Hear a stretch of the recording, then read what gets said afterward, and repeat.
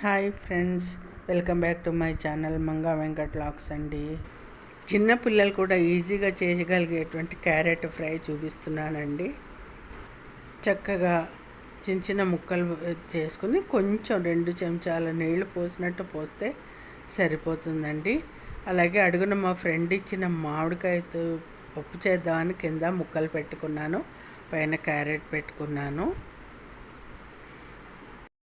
నుంచి 3 లేదా 4 విజిల్స్ రానిస్తే సరిపోతుందండి. ఈలోపు మనము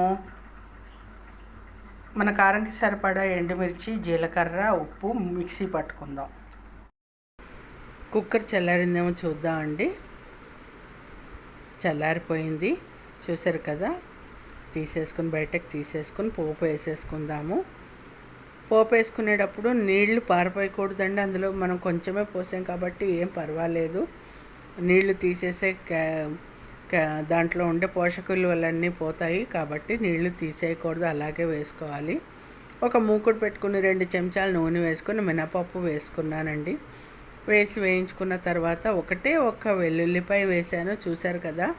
ఎందుకంటే క్యారెట్ తీయగా ఉంటుంది కాబట్టి టేస్ట్ ఎన్హాన్స్ అవుతుంది, అంటే పెరుగుతుంది, రుచి పెరుగుతుంది అనమాట. ఆ స్మెల్ క్యారెట్కి పట్టుకొని క్యారెట్ తీయగా ఉన్నా కూడా టేస్ట్ మాత్రం అద్భుతంగా ఉంటుందండి ఈ వెల్లుల్లిపాయ వేయడం వల్ల.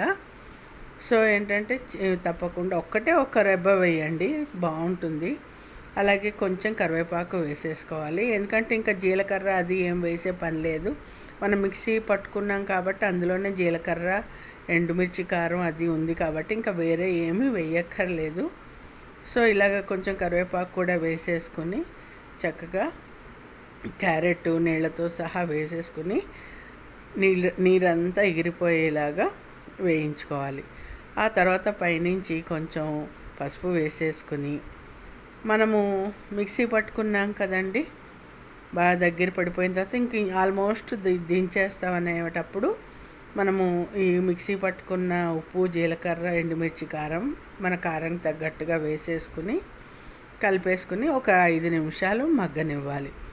ఎందుకంటే ముక్కలకు ఉప్పు, కారం అంతా పట్టడానికి అన్నమాట. అదంతా దగ్గర పడిన తర్వాత మీకు ఇష్టమైతే పుట్నాల పొడి కానీ పల్లీల పొడి కానీ చల్లుకుంటే బాగుంటుంది, లేకపోయినా కూడా బాగుంటుందండి. నా దగ్గర ఎప్పుడు రెడీగా ఉంటుంది కాబట్టి కొంచెం పుట్నాల పొడి చల్లాను. టేస్ట్ చాలా బాగుంటుందండి, అంటే అన్నంలోకి కలుస్తుంది. చపాతీలో కానీ అన్నంలో కానీ కలుపుకుంటే జస్ట్ ఒక చిన్న పిసర పొడి లాంటిది అనమాట, చాలా బాగుంటుంది. లేకపోయినా బాగుంటుంది అనుకోండి. అయిపోయింది, చూసారు కదా ఎంత సింపుల్ కూర.